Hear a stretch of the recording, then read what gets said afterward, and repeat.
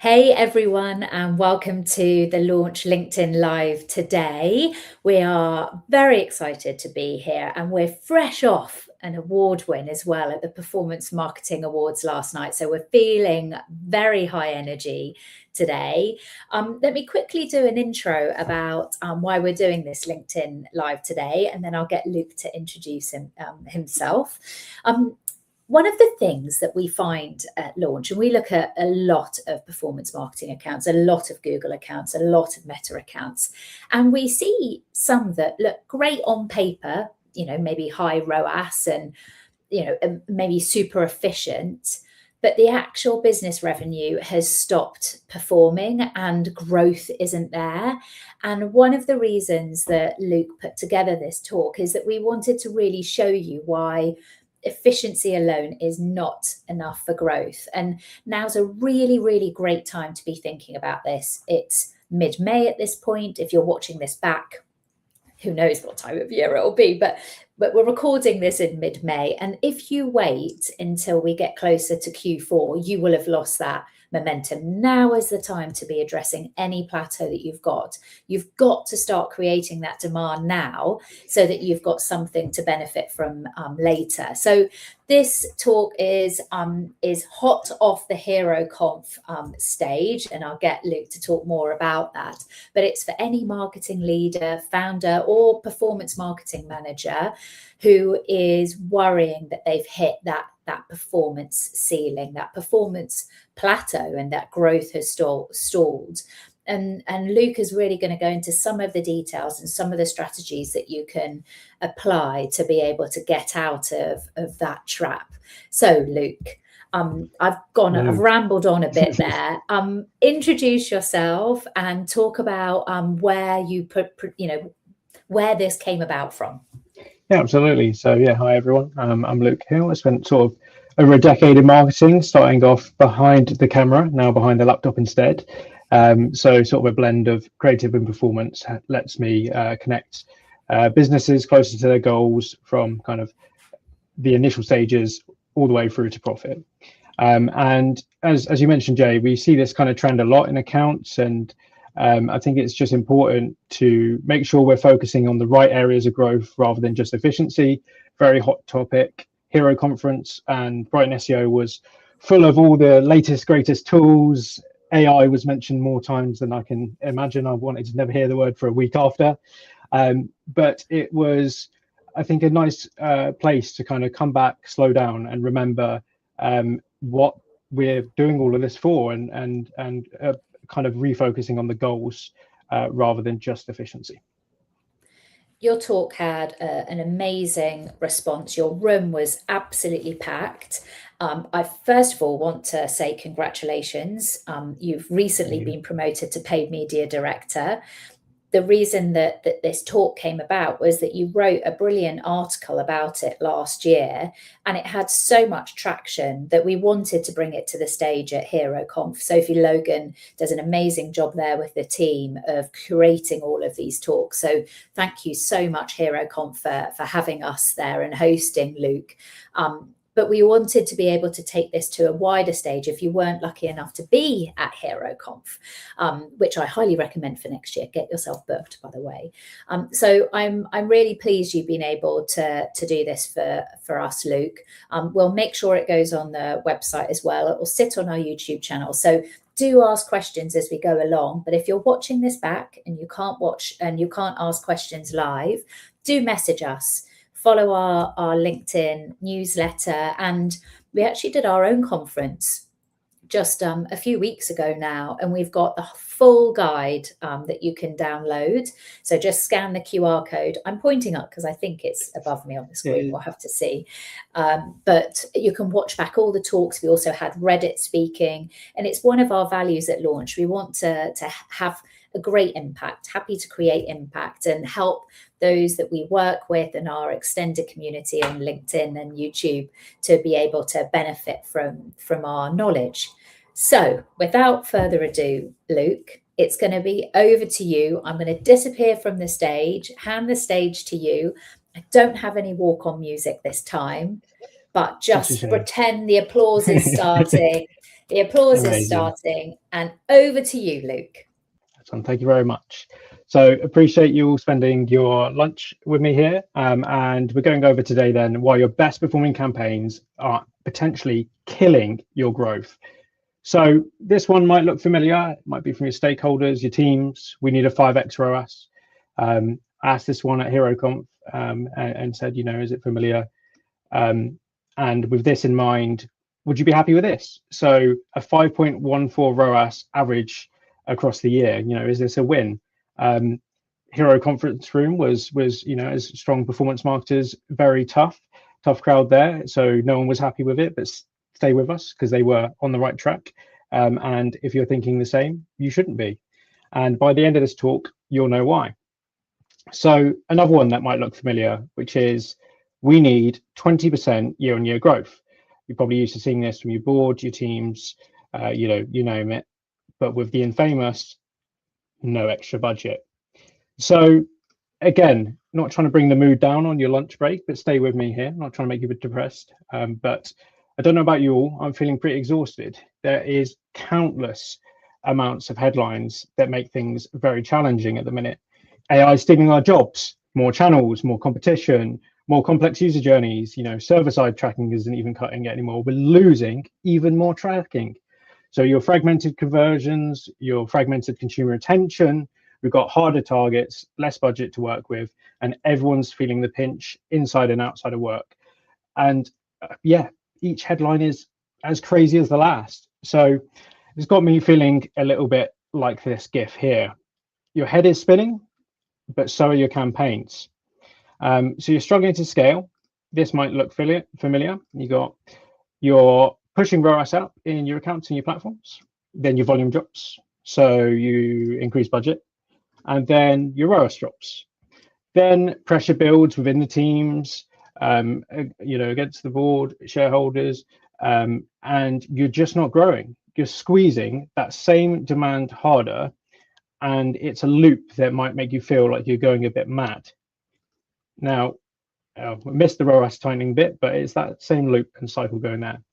So you feel like you might be going a bit mad, and I also might be going a bit mad here, because what the hell do these have to do with marketing?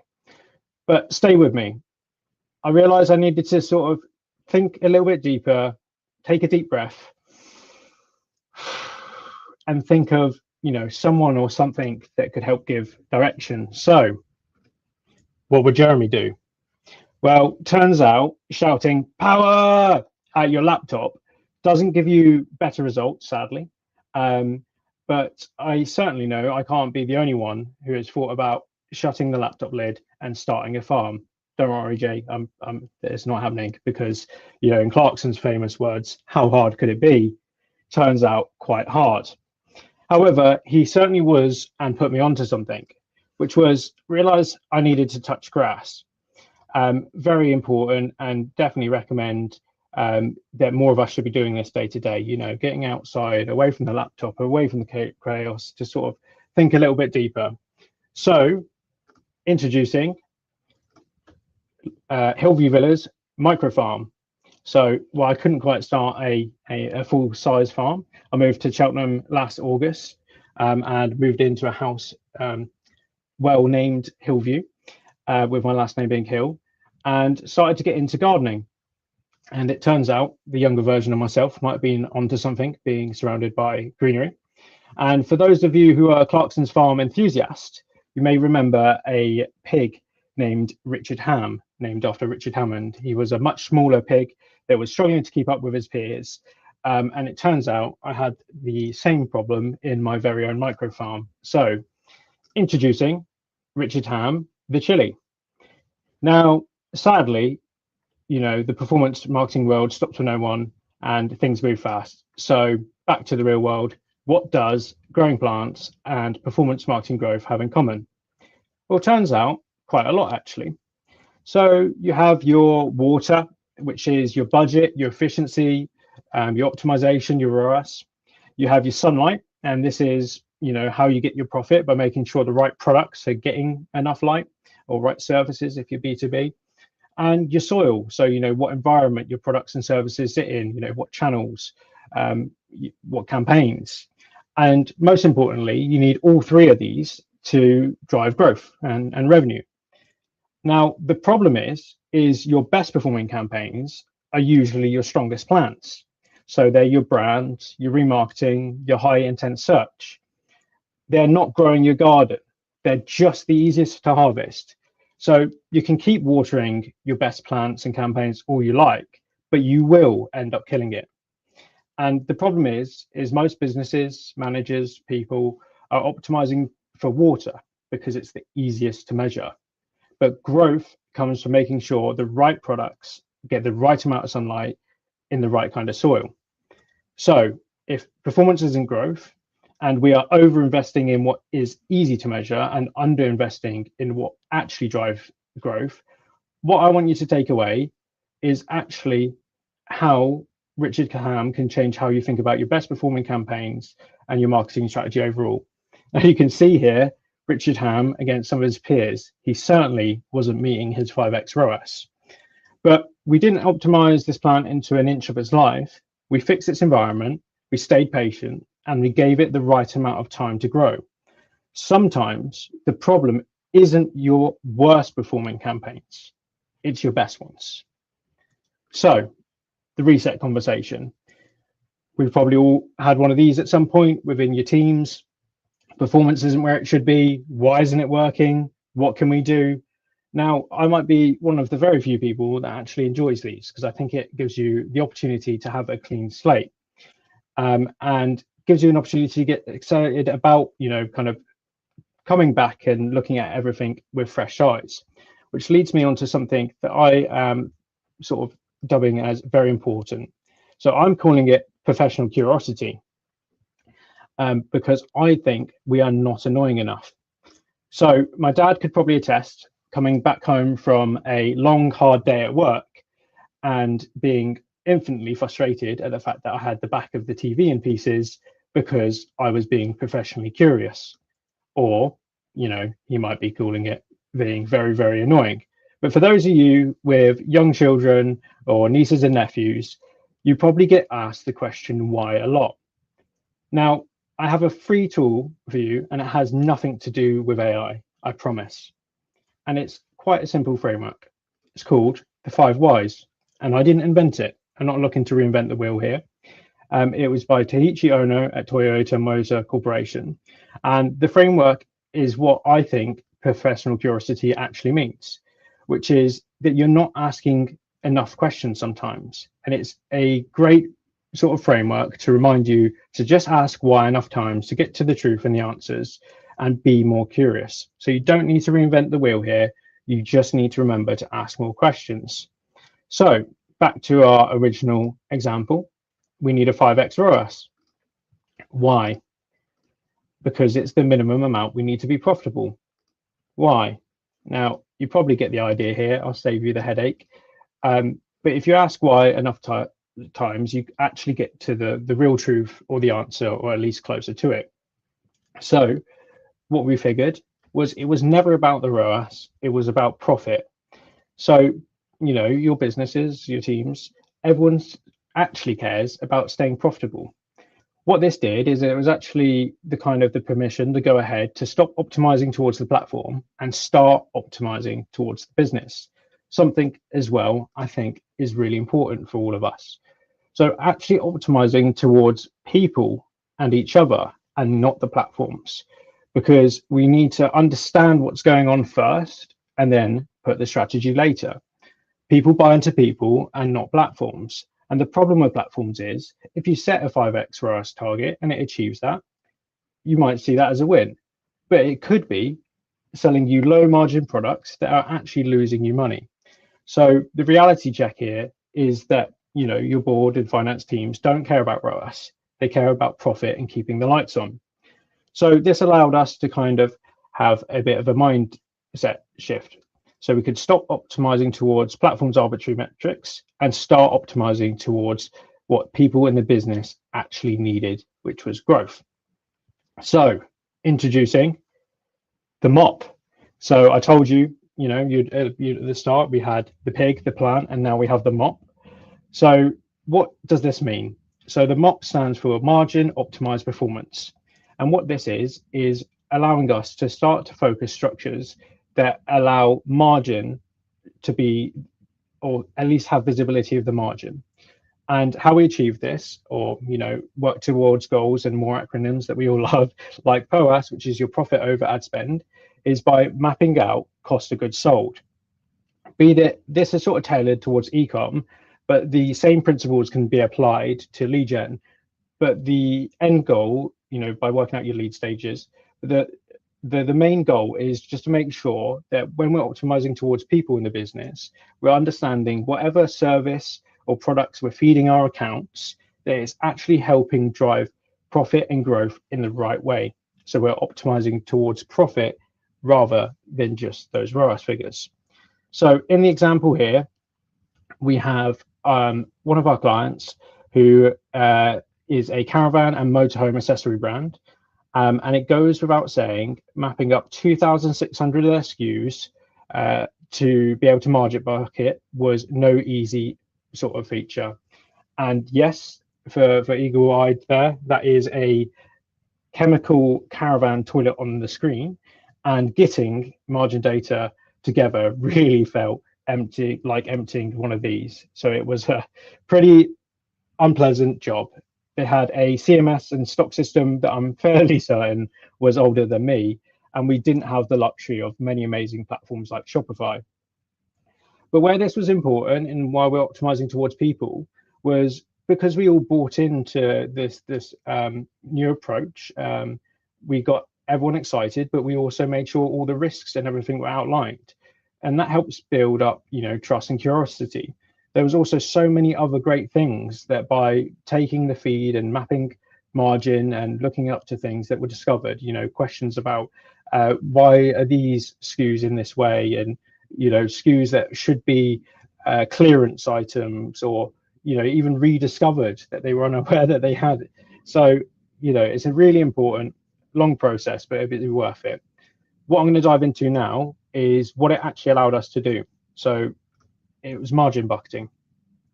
So by mapping out all the margin or your cost of goods sold, however you want to get there, we can then create custom labels in feeds, which allows us to do the following. So we had low, mid, and high margin bucketing. So in platform, this meant we could create campaigns and asset groups that were not only more aligned, but it allowed us to make sure the bidding was correct. So for low, mid margin campaigns, we had a higher ROAS target because there was less available margin to make sure that they would remain profitable. Whereas for the higher margin campaign, we could have a lower ROAS target and drive volume. And where this is really important is it meant we could actually sort of scale these campaigns in a profitable way.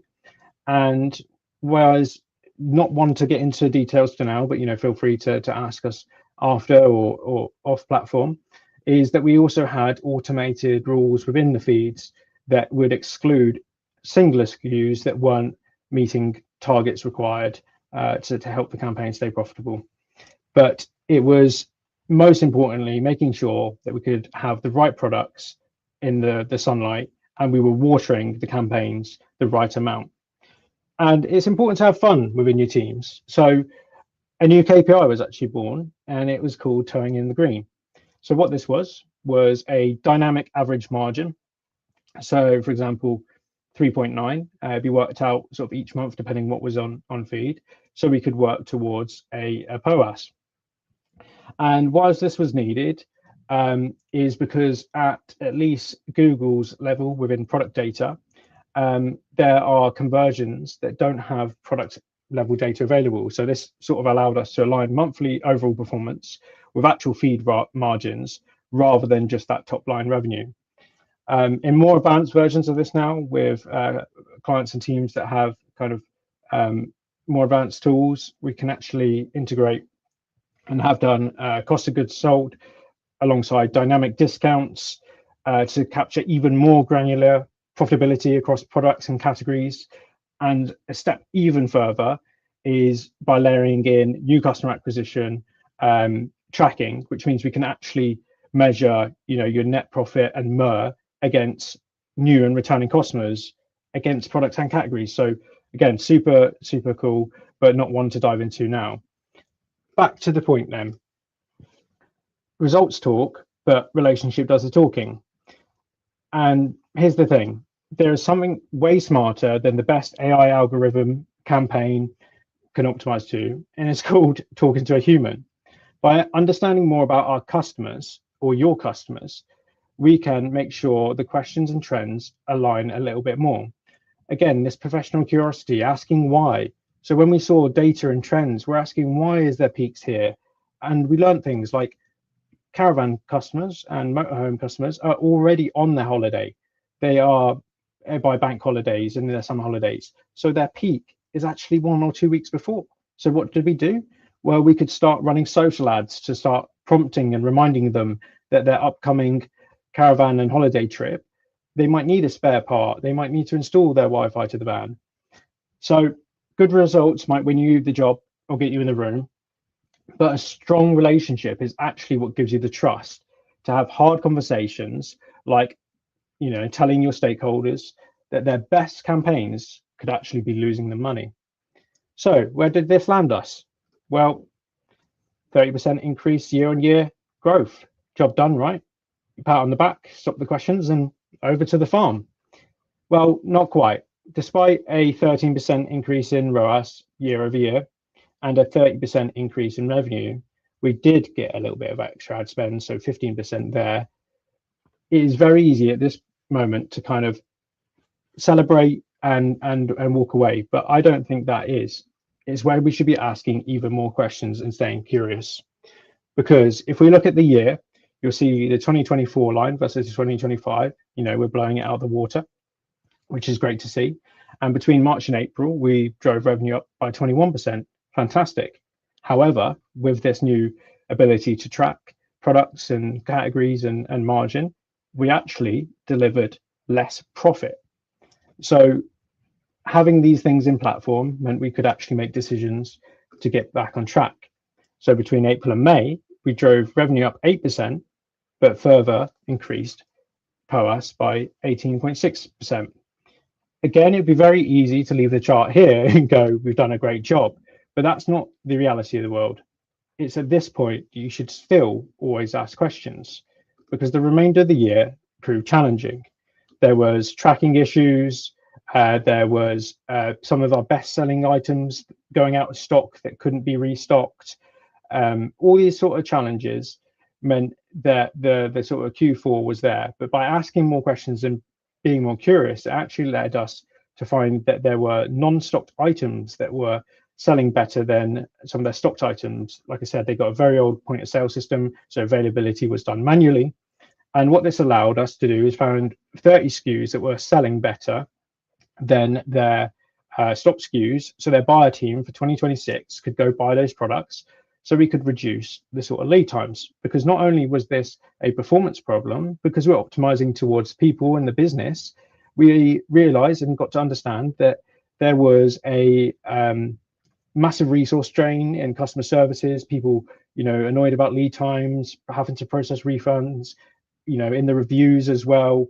So yeah, really important to make sure we are always asking questions. So despite a great year and 30% year-on-year growth, the client was most happy with how much of that was then profit. So your environment can change, like I said, so your soil, your stock issues, your website tracking.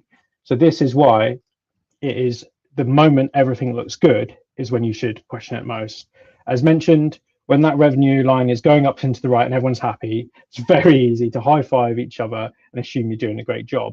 Nobody ever wants to look under the hood and see what that top line revenue can actually be hiding. It could be destroying your margin.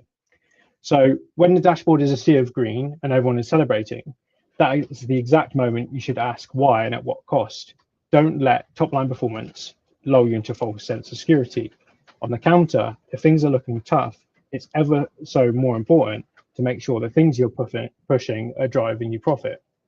So performance is not growth and revenue is not profit. We overinvest in what's easy to measure and underinvest in what drives growth. Don't let your best performing plan distract you from growing your garden. If we had followed performance logic, we would have killed poor Richard Ham here. And I think a lot of us are doing that to our accounts every day. If everything in your account is looking efficient, you're probably not growing. So where do you go from here? Well, if you optimize to what's working, you'll never discover what scales. Growth doesn't only come from doing more of the same, it comes from doing what others aren't willing to test. The brands and businesses that are going to win aren't going to be the most efficient, they're going to be the most curious. So be proactive. Don't wait for a terrible quarter, a crisis, an economic crash, or your next financial year to start asking the hard questions, as Jay's mentioned. Do not wait for the reset. Then make sure you're serving the people around you, people, not platforms. Stop treating advertising algorithms as the ultimate source of truth. Align your strategies with the actual humans and the people in the business. Then, most importantly, plant the seeds, do your dirty work, get the things in platform that will help you understand your profit. Map out your cost of goods sold, your margin bucketing, or any data that will help you make sure your business goals are aligned to your platform goals. Then what you can do is finally grow your garden. Once you're feeding your platform real profit signals, you can actually take a step back and grow your business and protect the future. So make sure you stop cutting your future growth to hit short-term ROAS goals or targets and let your campaigns thrive. Let Richard Ham grow. Now, if you take away anything today, I hope it's these three things. Optimizing towards the people, not the platforms. Get your mop out, because performance is not growth. But most importantly, please, please, please be professionally curious or more annoying. So, end of the deck there. I hope that was valuable. Any questions? That is, or was amazing. Honestly, I think that you raised some really interesting points there, especially about curiosity.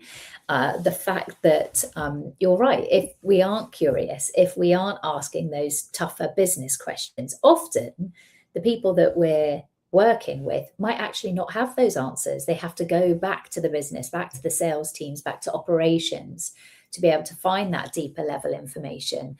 And your tenacity and the team's tenacity at asking those questions is what gets that performance. Luke's, that was absolutely action-packed with knowledge.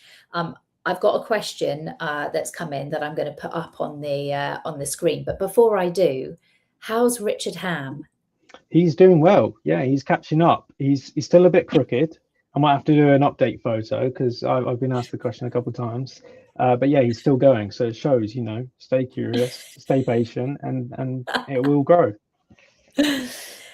So Harry was asking about a favorite feed management tool. So some of these things that it might be nice to actually bring some color to how you can make this happen within a Google Shopping feed or just a generic feed. Yeah, absolutely. Great question. So there are numerous tools out there. So you've got Data Feed Watch, Shoptimize. We're probably biased because we use Shoptimize over here, but it actually allows you to run performance rules as well, which are really important. So as mentioned in that feed there, where things aren't hitting targets, you can re-update custom labels, whereas some of the platforms like Data Feed Watch don't connect to your Google Ads account in the same way. But yeah, it's kind of always important with whatever tool you have is kind of see what limitations and possibilities it's got, and either see if it's a fit for your structure or whether to move tool and if it's worth so. That's great. I know we've been auditing quite a few accounts recently, and quite often they're not putting the cost of goods sold in there, not being able to surface some of that profit metric. So that's great. There's always room to grow on that front. I was going to ask another question about this balance of efficiency and effectiveness that you're talking about. I saw somebody on LinkedIn, they put up a picture of their cost per click had gone down to something ridiculous, like a penny per click. But the screenshot also showed the fact that their conversions had gone down 30%. We shouldn't be optimizing to CPCs and things like that nowadays, should we, Luke? Absolutely not. I think hopefully from this here, you see the most important thing is making sure the things that are profitable for your business, your products, your services, if you're B2B, like I said, mapping out your lead stages, is you're getting the most efficient conversion for whatever that product or service is. You know, if your CPCs increase, that's the challenge of the market today. But as long as what you're driving in the account is driving you profitable and it's scalable, you go for that. We don't want the most efficient, low margin product, you know, cheapest CPCs, but is actually losing you money. So yeah, very important to take everything into context rather than looking at things in isolation. I know that Danny, our head of paid media, who is absolutely obsessed with Google Shopping, would also be saying how often that the number of SKUs that appear in the feed get absolutely no visibility, or the balance between budget and number of SKUs also is completely out of kilter. Is that something that you often see?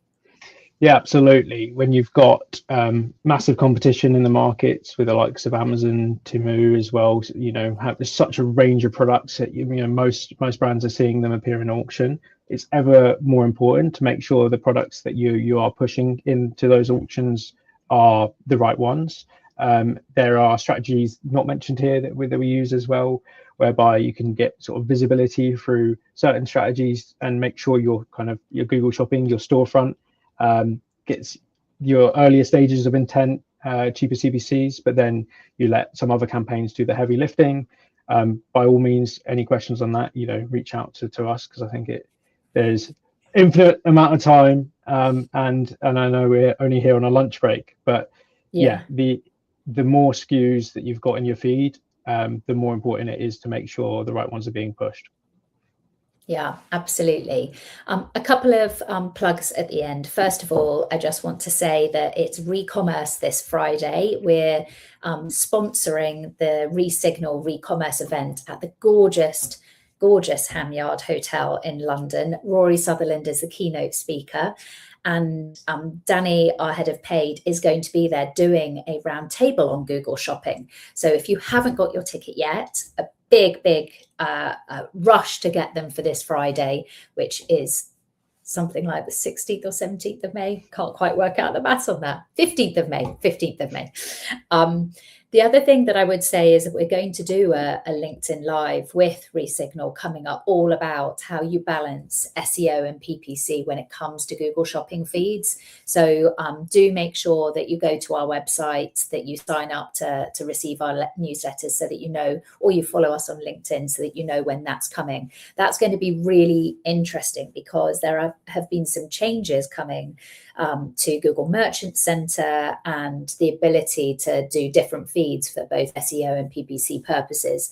And that's kind of coming to a head now. So I know that's a great breakfast event that we've done before, Luke, and it's great to have both SEO and PPC people in the room at the same time.